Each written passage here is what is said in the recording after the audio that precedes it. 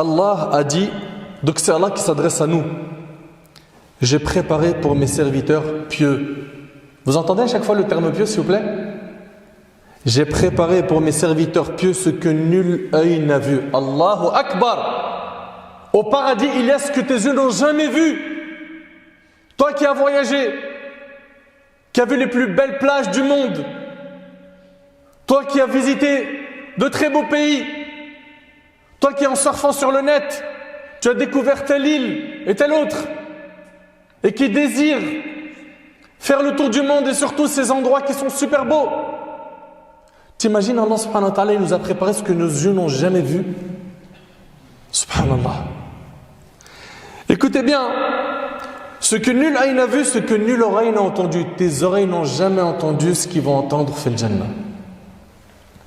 Et ce qu'aucun cœur humain n'a pu imaginer. Essaye d'imaginer, tous les beaux endroits que tu as vus dans ta vie, ils n'ont rien à voir avec le paradis. Il n'y a pas de ressemblance. Ton cerveau n'est pas capable d'imaginer ce qu'il y a là-bas. C'est Allah subhanahu wa ta'ala qui nous le dit. Et ceci est attesté par la parole d'Allah suivante. فَلَا تَعْلَمُ نَفْسٌ مَا أُخْفِيَ لَهُم مِّن قُرَّةِ أَعْيُنٍ جَزَاءً بِمَا كَانُوا يَعْمَلُونَ. Aucun être ne sait ce qu'on a réservé pour eux comme réjouissance pour les yeux en récompense de ce qu'ils œuvraient, rapporté par Bukhari et Muslim. D'après le Bara ibn Azib radiyallahu anhu, je veux que tu continues avec moi à être concentré.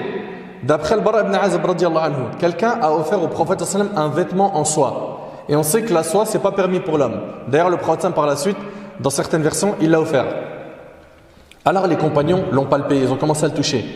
Et furent étonnés de sa douceur. Le prophète sallam a dit, vous êtes étonnés de cela? Vous êtes étonnés de ce vêtement? Il a dit, je jure par celui qui détient mon âme dans sa main. Certes, les mouchoirs de Saad ibn Mu'adh dans le paradis sont meilleurs que cela. Allahu Akbar. C'est rapporté par l'imam al-Bazar. Un mouchoir au paradis, il est meilleur qu'un vêtement luxueux sur terre. Mais il ressemble à quoi ce mouchoir?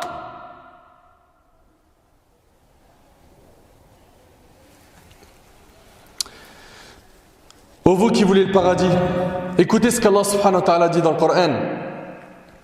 Il nous dit Azza wa Jal, voici la description du paradis qui a été promis aux pieux.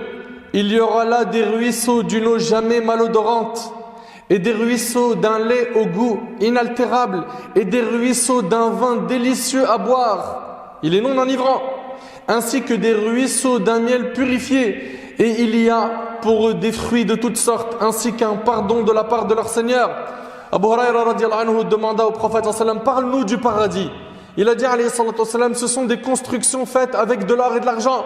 T'imagines un peu? La construction, elle est faite avec de l'or et de l'argent. Une brique d'or et une brique d'argent. Le ciment qui tient les deux briques est de musc.